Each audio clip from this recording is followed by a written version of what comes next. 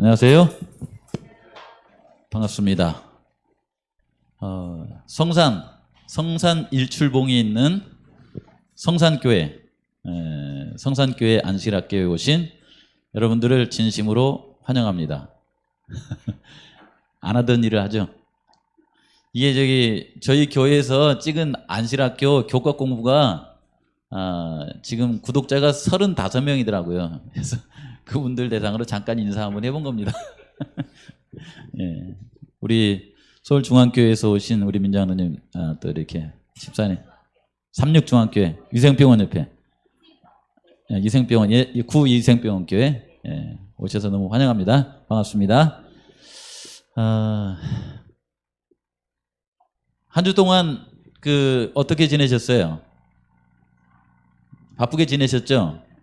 어떤 분들은 핸드폰이 없어서 답답해서 힘들게 지내시고, 어떤 분들은 또 이제 할 수 있기 때문에 이제 이렇게 그 방송을 링크하느라고 이렇게 바쁘게 지내시고 이렇게 지내셨는데, 좀 색다른 방법으로 해본 겁니다. 그렇죠? 해보니까 또 괜찮죠? 처음에는 좀 그러고 했는데, 또 저도 이렇게 지내고 보니까 사람들이 매일 말씀을 보면서 이렇게 생각하시는 분들은 또 싫어하는 사람 없더라고요. 우리 교회 안 다니고 뭐 천주교를 다니든 어디를 다니든 간에 이런 방법으로 전도를 하는 것도 괜찮겠다는 그런 시간들이었습니다. 이것이 이제 바이볼레 TV라고 해서 제주 선교협회 인터넷 방송으로 활용하기 위해서 이번에 처음 시도를 한 거예요. 이게 원래 없던 것이 생겼죠.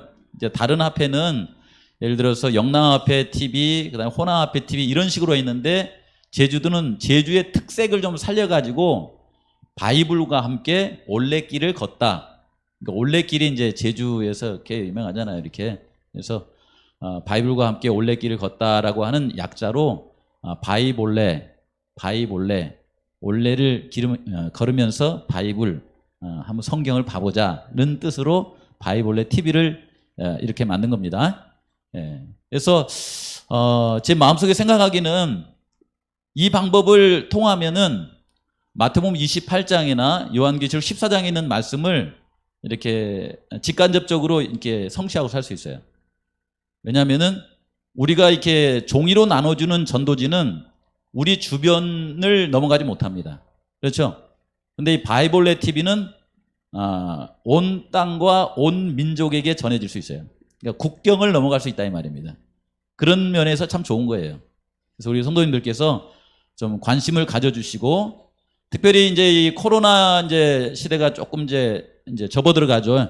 접어들어가면서 제 마음속에 그런 생각을 했어요. 교과 공부 이렇게 서문입니다.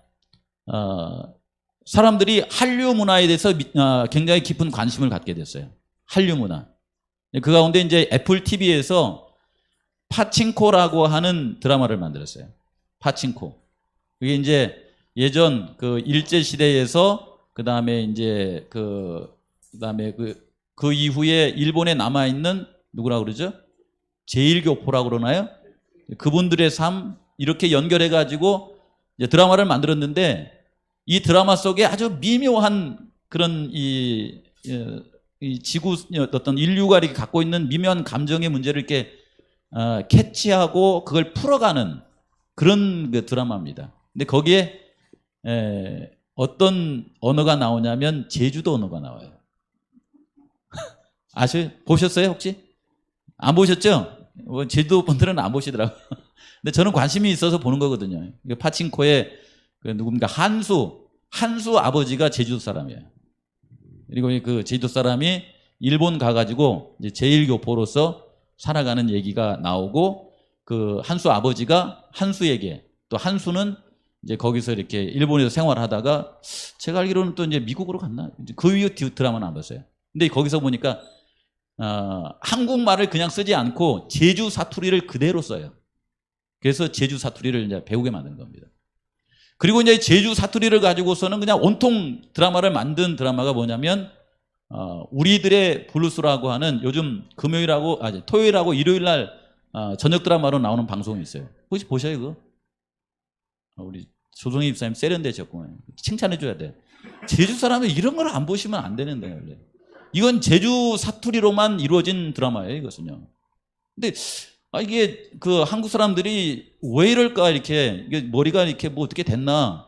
한국 표준말의 드라마를 해야 이렇게 시청률도 높고 그럴 텐데, 왜 순수하게 제주 사람들의 제주말을 가지고서 드라마를 만들었나. 저는 마음 가운데 뭔가 좀 있구나라고 그런 생각을 해요. 왜냐하면 이거를 통해서 제주의 말을 통해 말과 이 문화와 언어를 통해서 뭔가 이렇게 메시지를 전하려고 하는 그런 것이 있을 거라고 하는 그런 생각 때문에 그래요. 오늘 교과를 이제 다 마치고 나서 그럴까? 꼭 동의 안 하셔도 됩니다. 근데 한번 생각해 보시기 바랍니다. 바이볼레 TV 이번 한 주간 동안 우리 성산교회 모든 성도님들이 고생하셨습니다. 그러나 전도는 하나님께서 우리에게 엄히 명한 사명입니다. 그래서 안 하자니 껄쩍지근하고 하자니 힘든 게 전도예요. 그렇죠? 안 하자니 껄쩍지근하고 하자니 힘들면 뭐 하면 좋겠어요? 껄쩍지근할 바에는 하는 게 낫습니다. 그렇죠? 그래서 그냥 몇 사람한테 이렇게 하세요. 근데 전도는 잘 될까요? 안 될까요? 전도는 잘 돼요. 근데 그들이 받아들이는 건 어려워요. 힘들어요. 그건 인류 역사상 그렇지 않은 적이 없었습니다. 우리가 하도 설교에 예수님 공생애 하시는 시간, 그 다음에 사도행전을 이렇게 많이 들어서 그렇지, 전도 잘 되는 시대는 있었어요? 없었어요? 없었습니다, 그건요. 다만 전도를 열심히 해서 그 가운데 그걸 받아들이는 사람들이 지금까지 명맥을 이어오고 있을 뿐인데, 그럼에도 불구하고 하나님의 원은 뭐냐면 전도하라. 아시겠죠? 잘 표현했죠? 안 하자니 껄쩍지근하고 하자니 힘들고 그럴 바에는 하고 말자. 그렇게 사십시오. 창세기는 이제 이렇게 이루어져 있죠. 오늘은 전반부에 창세기 1장에서 11장까지 있는 말씀의 마지막 부분입니다. 바벨탑 이 얘기예요. 바벨탑. 여기까지 창세기 1장에서 11장까지 인류 역사가 시작부터 해가지고 몇 년 정도 지나가는 줄 아세요? 대략. 인류 역사가 보통 6천년 역사라고 그러잖아요. 근데 1장에서 11장까지의 역사가 대략 몇 년 정도 되는 줄 아세요? 대략 11장까지.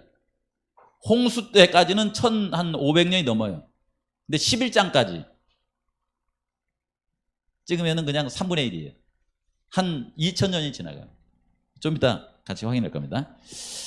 오늘 제목은 뭐냐면 모든 민족과 바벨이라고 하는 제목이고요. 기억절은 이렇게 나와 있죠. 그러므로 그 이름을 바벨이라 하니, 그 다음에 나 까먹어버렸네.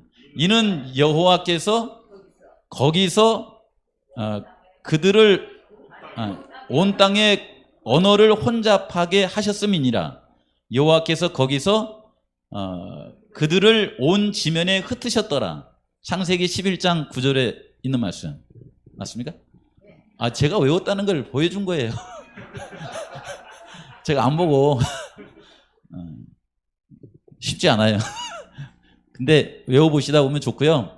특별히 이제 그 성산교회 오신 분들은 꼭 외우십시오. 제가 오늘 교과 공부를 통해서 우리 성도님들에게 교과를 기억절을 꼭 외우게 해드려야 되겠구나 이런 생각을 했습니다. 기억절 외우시고 성경통도 꼭 하세요.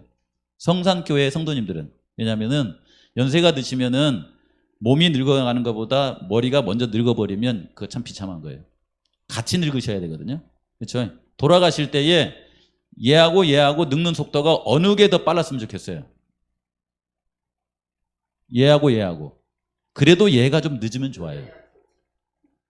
돌아가실 때 자식들 앞에 앉혀놓고 네가 누구냐 이렇게 하고 죽는 것보다 아들아 예수님 재림할 때 꼭 보자 이렇게 하고 죽는 게 낫잖아.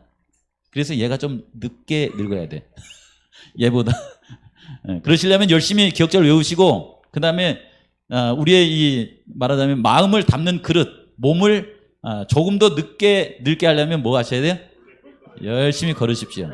그런 면에서 다음 주에 있는 이강옥 우리 교수님이 하시는 걷기 그 교육에 가셔요.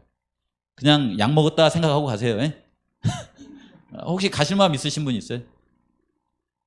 손 들어보세요. 손 들어봐. 걷기 교육에 가실 마음 있는 사람. 이렇게 얘기해도 안 가. 아니 어디 아프시면은 병원에 가가지고 한나절 이틀 뭐 수술도 받으시는 분들이 이 걷기 해가지고 건강하게 사시라고 그러는데 몸과 마음을 움직이질 않아요. 이럴 때는요, 담임 목사님의 그 이렇게 말을 미친 듯이 이렇게 따라가 봐요, 그냥. 그래서 도대체 왜 그런가 하고서는 같이 한번 참석해 보셔요. 그리고 열심히 걸어 보세요. 그러면 복을 받을 겁니다. 가보셔요. 제일 말하는 분이 한장로님이에요. 한장로님 보면 말을 잘 듣는 것 같은데 본인 생각이 아니면 안 가. 문제들은. 아이고, 진짜 힘들어요. 자, 이 기억절에 이렇게 우리가 이제 지금까지 온 기억절을 이렇게 보시면요.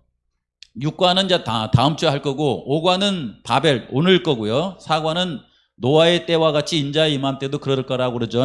이 말이 있었고요. 3과에는 살아가면서 우리의 마음속에 죄가 우리의 문 앞에 있다고 그러잖아요. 그렇죠? 그렇기 때문에 우리의 죄를 어떻게 해야 된다고 그래요?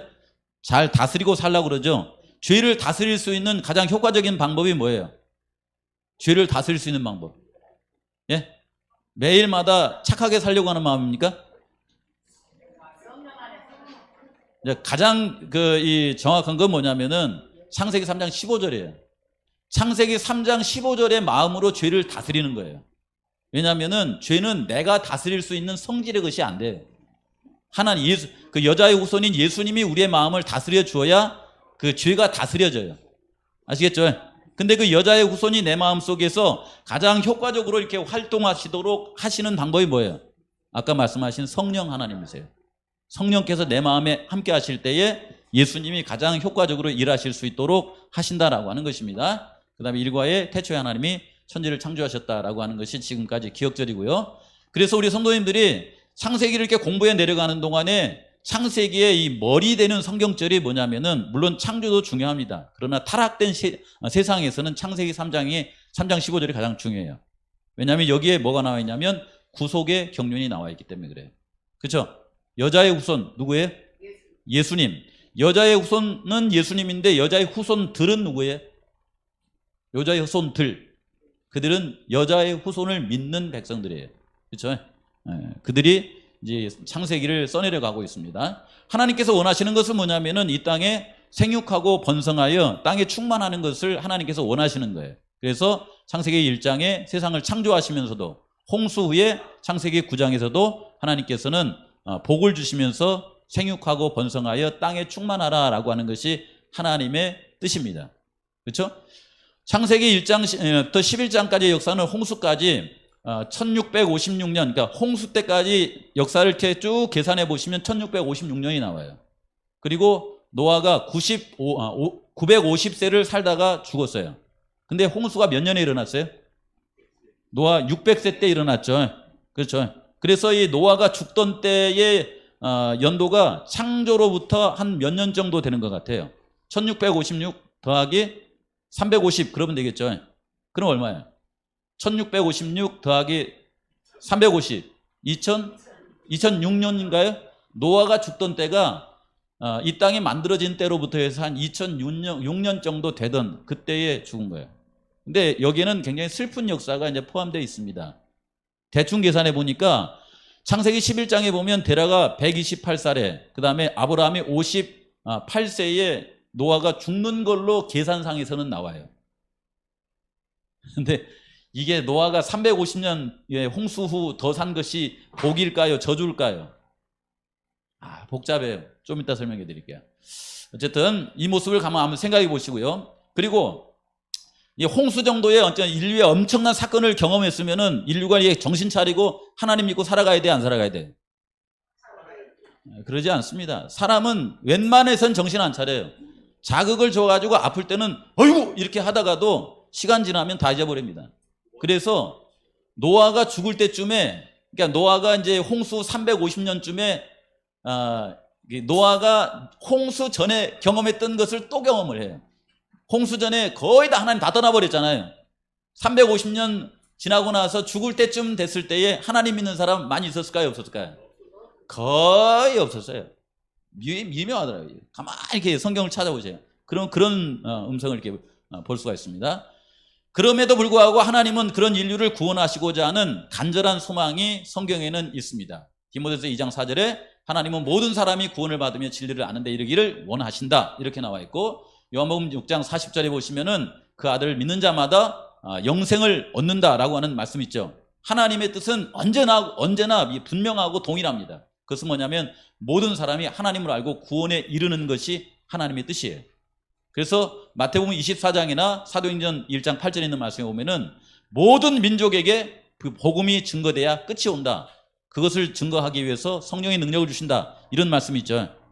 이런 말씀을 생각하시면서 이번 교과를 공부하셔야 돼요. 이번 교과는 굉장히 중요한 것이기도 해요. 어떤 창세기에서 이제 어떤 전환점 같은 그런 곳이거든요. 첫날에 뭐가 나왔냐면 제목이 함에게 내린 저주다라고 하는 제목이 나와요. 내용을 잠깐 보시면은 홍수가 지났어요. 그리고 노아가 포도농사를 지었죠. 포도농사를 짓고서 이제 이 포도 아마 이렇게 걷어가지고 이렇게 저장을 해놨는데 그게 자신이 알고 그랬는지 모르게 그랬는지는 잘 모르겠어요. 그렇지만 아마 이 포도 이렇게 즙을 내서 했는지 어쩌는지 노아가 뭘 마셨어요? 줄을 마셨어요. 포도주를 마시고 이렇게 취한 걸 보니까 이것은 즙이 아니고 뭐예요? 주요. 사람을 이렇게 정신을 이렇게 만드는 술인 것이 분명하죠. 그래서 이제 노아가 술을 먹었습니다. 묘하죠. 창세기 3장에 가서 보시면은 사람이 아담과 하와를 하나님의 형상을 닮게 만들었어요. 죄가 없었죠. 죄가 없는 상태에서 마귀의 유혹으로 말미암아서 하와가 선악을 알게 하는 나무의 열매를 먹고 그 다음에 그것을 남편에게 갖다 줘서 남편도 먹죠. 죄가 없었는데 죄가 들어온 역사가 창세기 3장이죠. 근데 창세기 9장의 역사는 뭐예요? 노아가 죄가 없는데 죄를 짓게 된 겁니까? 그는 아담 안에서 이미 가인에게 말했던 것처럼 죄를 다스리지 아니하면 죄가 자신을 다스리는 그런 상태의 사람이에요. 쉽게 말하면 죄의 본성이 있었던 사람입니다. 그가 포도주를 먹고 이런 상태가 된 거예요. 그렇죠? 그 다음에 이 방주에 탈 때에 이 노아의 세 아들과 그 다음에 자기 아내도 탔겠죠. 그 다음에 세 자부, 며느리와 같이 탔죠. 탔는데 그렇게 술을 먹고 이제 이렇게 하고 있는 옷을 벗고 이렇게 하고 있는 모습을 보면서 세 아들의 반응이 다르게 나오죠. 그렇죠? 보고 다르게 나와요. 그 가운데 제일 먼저 봤던 사람이 누군 것 같아요? 함이었던 것 같아요. 함은 그걸 보고서 이제 이 김상래 목사님의 교과를 이렇게 해설을 이렇게 쭉 보니까 뭐 이렇게 복잡하게 설명을 해놨던데 그것까지는 할 시간이 없고요. 함이 그 모습을 보고 그 과정이 어떻게 했는지는 모르지만은 그 아버지를 굉장히 수치스럽게 한 것은 사실인 것 같아요. 그리고 가서 그것을 마치 자랑했을까? 아니면 그 아버지를 떠벌렸을까? 그게 그래. 왜 그러냐면은 김상래 목사님의 설명에는 그냥 본 것이 아닌 것 같다 이렇게 말하거든요. 그냥 본 것이 아니라 거기에 나타난 언어상의 표현법은 흔히 성경에서는 수치스러운 짓을 했을 거다 이렇게 해요. 사실 아들이 아버지 이렇게 벗는 거 보는 거 보고 뭐 어때요? 우리가 뭐 간호하다가도 볼 수도 있는 거 그런 거 아닙니까? 그렇죠. 그냥 뭐 이렇게 안 본 것이 중요한 것이 아니라 보고 그의 마음속에 무슨 마음을 품었는가. 김상래 교수님은 거기에 뭐라고 하냐면 성적인 마음을 품었을 것이 아닌가. 그 표현이 그런 표현으로 많이 나와 있대요. 이게 아들과 그 다음에 아버지와의 관계가 성적인 생각을 유발할 정도 되면 엄청나게 뭐예요 이건? 타락해버리는 상태죠. 그렇죠. 그리고 그렇게 한 것을 그렇게 마음을 품었던 행위로 나타냈던 간에 그렇게 한 것을 그러니까 이 셈과 야벳에게 가서 이렇게 얘기를 했다는 것은 마치 뭐가 같냐면 우리가 군대에 있을 때 군대에 가면은 이제 아이들이 이제 그 사람들은 하나님을 안 믿으니까 아이들이 이제 성적 경험을 한 것을 자랑처럼 얘기를 해요. 그리고 만나면 너 뭐 이렇게 했냐 이런 거 합니다. 그런 것처럼 그런 부적절한 것을 자기가 한 것을 이 셈과 야벳에게 말하는 걸 보니까 함의 마음속에는 영적인 마음이 있었던 것 같아요? 없었던 것 같아요? 그걸 보라는 거예요. 그걸. 이게 어디서 나온 거냐면은 여기 밑에 보시면 함의 행동은 가인을 닮았고 이 생각을 불어넣어주는 존재가 누구냐면 뱀이라는 거예요. 아셨죠? 그렇죠.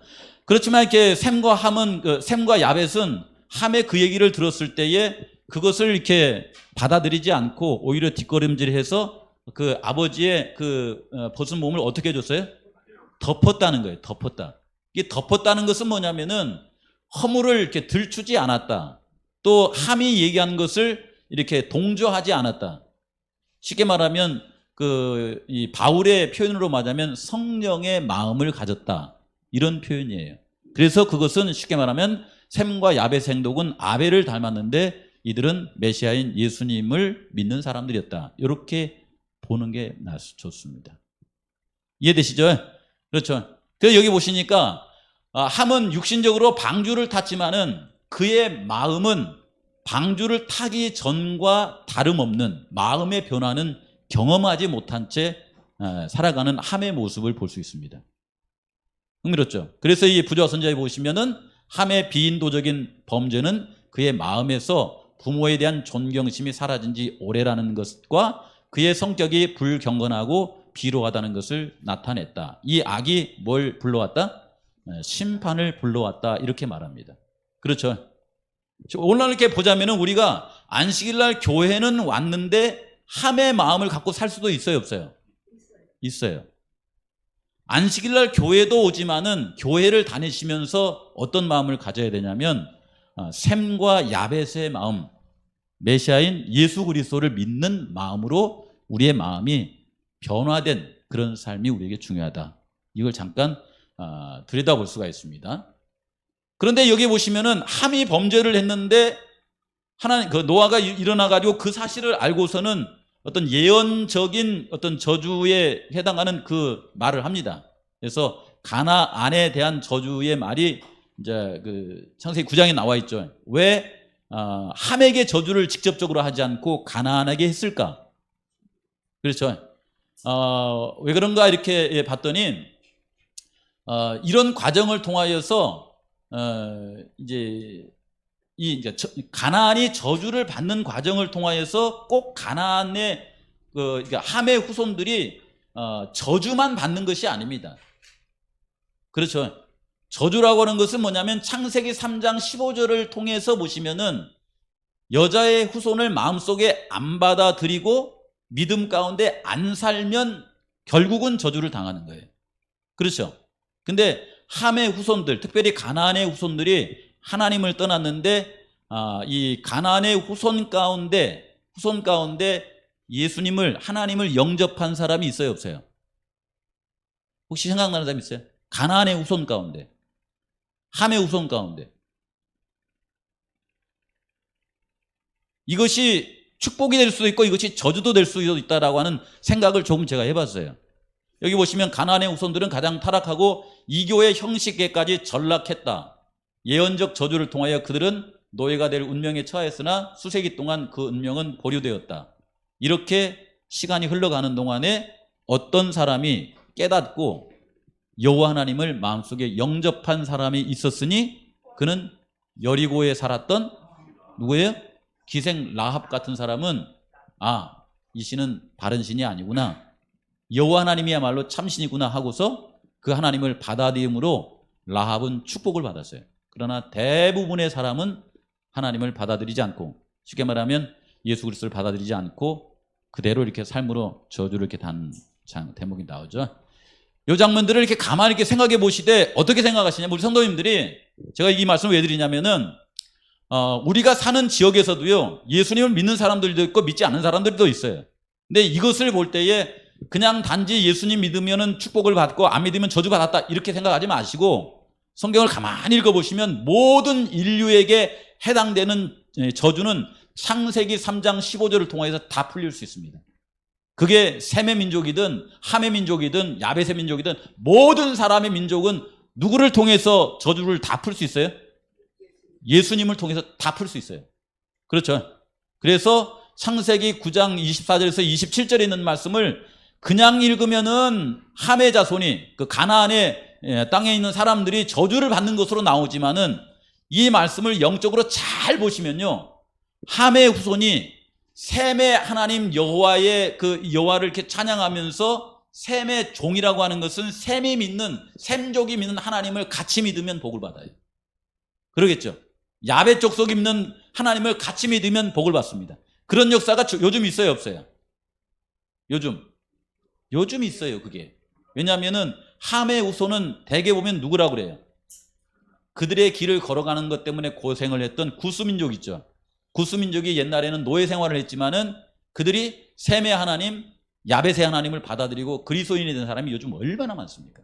그렇죠. 이런 것은 그냥 보지 마시고 이것을 통하여서 우리의 저주를 풀어주시는 하나님을 보신다고 하면 조금 더 이렇게 진보된 하나님의 말씀을 좀 볼 수 있을 것 같아요. 둘째는 창세기의 족보입니다. 족보. 이 족보를 통해서 가만히 우리 성도님들이 생각하시는데 여기 뭐 글씨가 작기 때문에 잘 안 보이죠. 근데 이것은 이제 하나의 그 이제 족보를 이렇게 그래프화 시켜 놓은 거예요. 여기서 잠깐 이렇게 들여다보는 것은 뭐냐면 에녹과 무드셀라가 셀라, 라멕은 아담과 함께 살았던 세대입니다. 그런가 하면 노아와 그의 아들들, 며느리들은 누구와 함께 살았냐면 무드셀라와 라멕과 살았어요. 무드셀라와 라멕. 이거 뭐냐면 족보를 통해서 이 역사가 연결된다, 이어진다는 것을 생각하게 하라는 것입니다. 그렇죠. 노아는 에녹을 통하여서 그 아담 얘기를 들었었고요. 그 다음에 노아의 아들들은 누구를 통하여서 아담 얘기를 들었어요? 무드셀라나 라멕을 통해서 들었었어요, 이걸. 이 역사가 이렇게 연결된다는 걸 한번 생각해 보시고요. 홍수 전후의 신체와 IQ의 지능에는 어떤 변화가 일어났을까? 신체가 이렇게 뭔가 변화가 있었겠죠. 홍수 전과 후. 그러겠죠. 그러면 여기 이렇게 뇌 있잖아. 뇌기능도 이렇게 홍수 전과 후에 변화가 있었겠죠. 홍수 전의 IQ를 우리가 지금 가지고 살아가면은 축복일까요? 저줄까요? 홍수 전의 이 지능을 오늘 우리가 가지고 살아간다면 축복이 된 사례가 별로 없대요. IQ 170, 그 다음에 200이 넘어가면요, 대부분 정신병을 앓거나 우울증을 앓거나 염세주의로 살아간답니다. 왜냐하면 뻔하잖아요, 인생이. 그렇죠? 제가 이제 IQ가 이제 한 110 정도 되니까 뭐 아무것도 짬도 모르고 그냥 좋아서 살잖아요, 이렇게. 그런 것 같아요, 안 그런 것 같아요? 제주에 와서 좋다고 그러고 놀러 가니까 좋다고 그러고 다 좋다고 그러죠. 근데 제가 아마 IQ가 한 170에서 200이 되면요, 저는 목회 안 할 겁니다. 왜냐하면 그래봤자 제가 여기서 뭐 3년, 5년, 7년, 10년 있어봤자 우리 성도님들이 더 좋아할 것 같아요. 뻔하거든요. 한 번 틀어지면 그냥 그대로 끝나버리는 거예요. 이런 사람들하고 무슨 목회를 할 겁니까? 이거 심한 말이에요? 아니에요. 아닙니다. 사람은 일생을 살아가면서요, 100가지 잘해줬다가 한 가지 틀어지면 끝장 나버려요. 그러면 100가지 잘하고 싶은 마음 있어요, 없어요? 없어요. 그래서 그렇게 똑똑한 사람은 뭐가 돼요? 미쳐버리는 거예요. 그게 염세주의자예요. 허무주의자라고 그러죠. 솔로몬이 그래서 그런 삶을 살잖아요. 여기 보시면은 이 신체나 IQ 같이 이렇게 바뀝니다. 그리고 그렇게 활력도 바뀌어요. 이걸 가만히 한번 생각해 보시다라고 하는 것입니다. 이 창세기에 나오는 족보를 통해. 여기 족보를 이렇게 쭉 보니까 이렇게 나와 있더라고요. 잘 안 보일 거야, 아마. 제가 이제 이 계산 아침에 일어나가지고 새벽에 일어나고 계산을 한번 해봤어요. 노아가 502세에 누구를 낳았어요? 셈을 낳았습니다. 셈이 이 100세에 누구를 낳냐면은 아르박삿을 낳았는데 그때가 홍수 2년이에요. 이걸 쭉 계산해서 내려가 보시면요, 이 아브라함이 몇 살을 살았어요? 아브라함이 175살을 살았죠. 아브라함의 아버지 데라가 몇 살을 살았어요? 여기 데라가 205살을 살았어요. 근데 이 데라가 아브라함을 몇 살에 낳았냐면 70세에 낳았어요. 요 연대를 집에 놓고 한번 이렇게 그리시면서 우리 장로님 한번 이렇게 가만히 이렇게 그려놓고 생각해 보세요. 여기에서 여기까지, 그러니까 여기 노아가 언제 죽냐면 350년, 홍수 다음에 350살을 살았다고 보니까 아브라함 때 노아가 살았어요, 안 살았어요? 계산하면 살아있어요. 계산하면. 근데 계산하면 살아있는데 그 기간 동안에 세상이 이렇게 변하는데요, 요즘 변하는 건 아무것도 아니에요.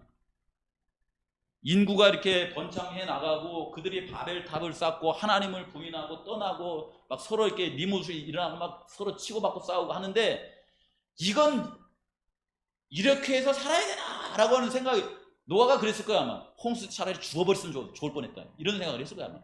그럴 만큼 이 세월이 아주 험난한 세월로 이어집니다. 한번 집에 가서 그리면서 한번 생각해 보세요. 저는 그리면서 깜짝 놀랐다니까요. 이렇구나. 물론 이것이 족보가 정확하게 연결된지는 모르겠지만은 성경상에서는 연결된 걸로 나와요. 그래서 아브라함 때 계산해 보니까 여기 290살인데 데라가 아브라함이 태어나고 나서 실제로 노아가 죽던 때가 한 58살 때인가, 그때 아브라함 58살 때인가 노아가 죽어요. 연대로 보시자면. 그죠? 근데 여기에서 보시면은 여기 에벨 있죠, 에벨. 에벨을 이제 히브리어로 말하자면 헤벨이라고 그러는데, 헤벨. 그 헤벨이라고 하는 그 이름에서 나온 것이 히브리라고 하는 단어예요. 히브리. 기억해 놓으세요. 히브리라고 하는 단어의 뜻은 뭐예요? 강을 건넌 자예요. 강을 건넌 자. 쉽게 말하면 거듭난 자예요. 강을 건넜잖아요. 그렇죠. 이것은 뭐 불가에도 나오고 기독교에도 나오고 이 세상에 많이 나와요, 이것이요. 강을 건넌 자. 강을 건너라 그러잖아요, 이렇게. 세상의 강을 건너라는 거죠. 헤벨인데 이것이 다른 말로 히브리. 이 에벨이 자녀를 낳는데 누구를 낳냐면 벨렉이라고 하는 자녀를 낳아요. 이게 벨렉의 형제가 누구냐면 욕단입니다. 근데 에벨이 이렇게 벨렉을 낳을 때에 그 당시에 셈의 나이가 199세. 여기 봐보세요. 셈의 나이가 390세. 셈이 죽는 해가 이게 홍수 후에 여기 보니까 500년을 더 살았어요. 아브라함 때 셈이 살았었습니다. 이거예요. 이게 하나님을 믿는 사람들의 심령으로는 세상이 변한 것을 보고서 그 예레미야나 그 바울 같은 그런 막 애통하는 심령을 안 가질 수가 없는 구조예요, 이것이. 안 가질 수가 없는. 이 구조를 가만히 생각해 보시면서 이제 이거 살펴보세요. 신체의 변화를 저기 그려놓은 거예요. 요게 이제 다윗 때 그 정도 돼요. 모세 때 키입니다. 6피트. 1피트는 대개 한 30cm 정도 돼요, 이렇게. 그래서 3, 6, 18. 몇 cm예요? 1m? 80. 홍자는 키가 얼마예요? 그 정도래요. 저는 1m 72. 정장로님 키가 어떻게 돼요? 정장로님은 롱입니까? 숏입니까? 한장로님은 아무렇게. 이게 그 모세 때 그 키라니까. 근데 요거보다도 여기 15피트라고 그랬죠. 노아, 그러니까 홍수 전에 키는 어느 정도 됐었냐면은 여기다가 30을 곱하면 돼요. 30을 곱하면 15 곱하기 30 얼마예요? 4m 50이죠. 그때 당시는 평균 키가 4m 50이었어요. 그리고 수명이 천수예요, 천수. 그렇죠. 그리고 나서 노아 시대 때부터 이제 아까 그 족보 이렇게 보시면은 이 수명이 여기 봐보세요. 이게 여기 향년이라고 그랬죠. 여기 600세, 400세, 200세, 100세로 떨어지죠. 모세 때 100세로 떨어져 버려요. 수명도 떨어지고 키도 작아지고 마음의 활력도 줄어들고 뇌의 이렇게 기능도 줄어들어 버려요. 이렇게. 그리고 오늘 지금 있는 겁니다. 성경상에는 그래요, 이것이. 이게 흥미로운 결과를 낳습니다. 하나님 보실 때는 모든 것이 균형미와 건강미가 있어야 되는데 지금에는 너무 머리 좋아도 안 돼요. 불행하게 삽니다. 요거 보시면서 재밌죠. 그래서 이 성경의 족보의 기능을 보니까 역사성과 연속성과 있는데 셋째가 중요해요. 인류는 역사가 쭉 진행되면서 좋아졌다, 안 좋아졌다? 타락했다, 이게 나와. 왜 그러냐? 아담이 죄를 지으면서부터 우리의 마음속에 죄의 본성과 죄의 경향이라고 그러죠. 죄를 좋아하는 마음이 있어가지고 이것을 붙잡을 수가 없는 거예요. 여러분, 우리의 마음속에 죄의 본성과 죄의 경향, 죄로 흘러가는 이 마음에 브레이크를 걸 수 있는 건 뭐밖에 없어요? 죄로 흘러가는 우리의 마음에 브레이크를 걸 수 있는 거, 이것을 이렇게 단절시킬 수 있는 거, 죄를 이렇게 끊어낼 수 있는 게 뭐밖에 없어요? 그것은 창세기 3장 15절밖에 없습니다. 여자의 우선인 메시아이신 예수님을 붙드는 방법밖에 없어요. 맞죠? 그렇죠? 그럼에도 불구하고 이 길을 따라가는 사람들이 많아요, 적어요? 거의 없어요. 그래서 이 창세기 11장에 보시면은 온 땅의 언어가 하나요, 말이 하나였더라 하면서 신할 평지에 모여가지고 같이 이렇게 바벨탑을 쌓는데 홍수 후 몇 년이 지나고 나서 이 생각을 했을까요? 함의 후손으로 이렇게 보시자면은 니므롯이 나오는데 니므롯은 큰아들은 아니었던 것 같아요. 막내인 것 같아요. 뒤에 쪽이에요. 뒤에 쪽. 대충 시간을 계산해 보니까 아까 그 헤벨 있죠. 헤벨이 아들을 낳을 그때쯤이에요. 약 100년. 100년에서 120년, 130년, 150년 그 사이가 바벨탑 쌓던 그 시대예요. 그 시기예요. 그 시기. 그래야 이제 자녀들이 이렇게 번성하고 인류가 좀 번성할 거 아닙니까? 그래서 여기에 모여서 뭐 하자고 그러냐면 신할평진에서 바벨탑을 이렇게 쌓으면서 우리의 이렇게 지능과 우리의 신체적 힘을 이렇게 한번 과시해보자. 이렇게 나온 거예요. 그리고 흩어짐을 면하자. 이것은 여기 보시면 사탄이 하나님을 대적하기 위해서 열심히 움직이면서 바벨탑을 쌓고자 하는 그런 행동으로 이렇게 나옵니다. 그래서 그들에게 홍수 위에 100년, 150년 흘리면서 하나의 과제가 있었어요. 그게 뭐냐면 하나님을 닮을 것인가? 아니면 하나님이 되고자 할 것인가? 우리 성도님들에게 마지막 시대에 하나님을 닮고 싶으세요? 하나님이 되고 싶으세요? 하나님이 되고 싶어가지고 바벨탑을 쌓은 거예요. 하나님과 견주기 위해서. 그렇죠. 그러나 하나님을 닮고 싶으시면은 끝까지 여인의 우선인 예수님을 붙들고 사셔야 그 길이 이루어집니다. 그래서 하나님께 드리는 이 제단, 여기 있죠. 구속의 은혜를 통해 하나님의 형상을 회복하고자 하는 말씀, 기도, 찬양, 예배, 선교, 봉사, 감사. 이것은 우리 성도님들에게 맡겨진 굉장히 큰 특권입니다. 이것은. 이 길을 걸어가지 않으면은 바벨탑을 쌓아서 그들이 하나님처럼 되고자 하는 그 길을 걸어가게 돼요. 묘하죠, 이것이. 근데 끝은 비참하게 됩니다. 그래서 제가 가만히 계산해 보니까 이게 나오는데 오늘 이제 시간이 다 됐기 때문에 한 가지 얘기들을 드리고 마치도록 하겠습니다. 여기 보시면은 창세기 4장에 보시면은 에벨이 두 아들을 낳았는데 하나의 이름은 벨렉인데 이 벨렉의 후손은 누구냐면 오늘날의 이스라엘 민족들이에요. 오늘날의 이스라엘 민족. 근데 그 에벨이 또 다른 자녀를 낳았어요. 벨렉의 동생. 이름이 뭐였어요?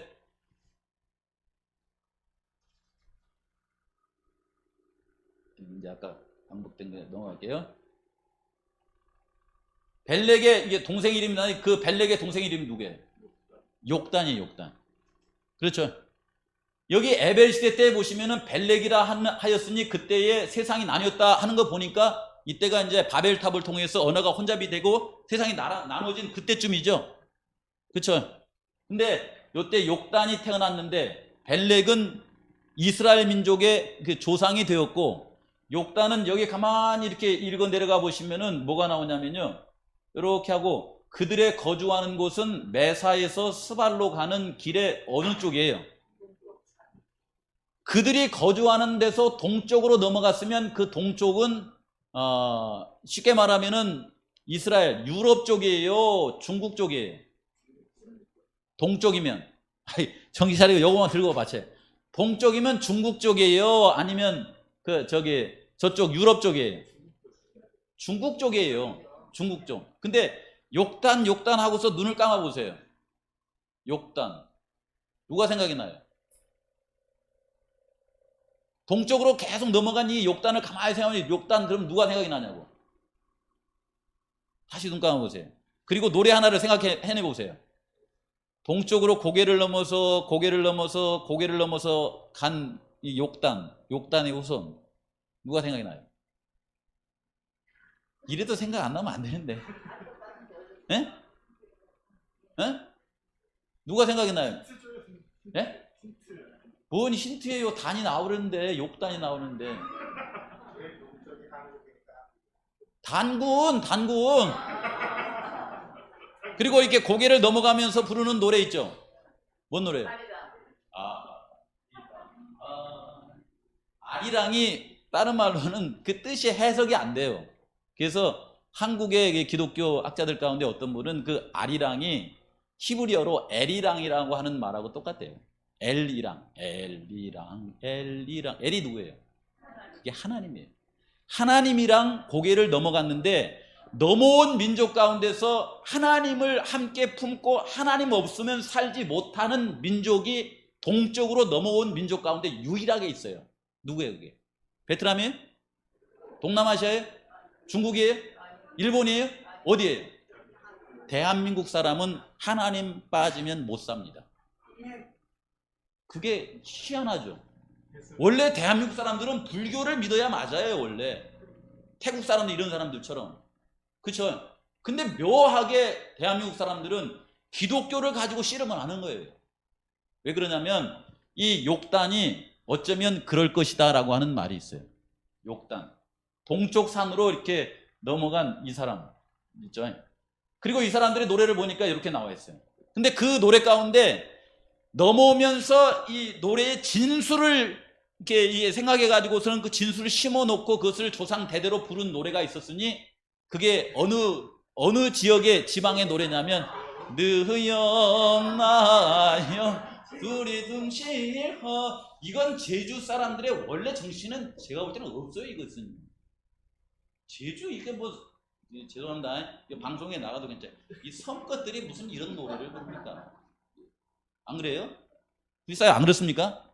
제가 이 제주도 와가지고 그냥 이게 노래를 부르고 내가 깜짝 놀란 것이 막 한 이상하다고 생각하고 어떤 분들은 아 목사님 막 이상하게 무당기 있고 막 이상하다고 막 그러는데 원래 제주 사람들은요 느영나영 두리둥시 허영하면서 사랑을 나누는 그런 민족이 아니에요. 이게 제주 사람들은 그냥 이게 뭡니까 이게 원시적이죠. 그렇지 않아요? 뭔 그 사랑이 참 사랑입니까? 그런데 만약에 제주 사람들에게 기독교 정신이 들어가면 맞아요. 기독교 정신이 들어가면 요한복음 13장 34절에 있는 말씀처럼 내가 너희를 사랑하는 것처럼 너희도 서로 사랑하라 라고 하는 그 말씀을 여기다 넣으면 맞아요. 서로 살아가면서 사는 사람. 그래서 이 제주는 이 창세기 9장에서 11장을 가만히 공부해 보시면은 어쩌면 제주도가 기독교의 엄청난 축복을 받은 곳이 아닐까?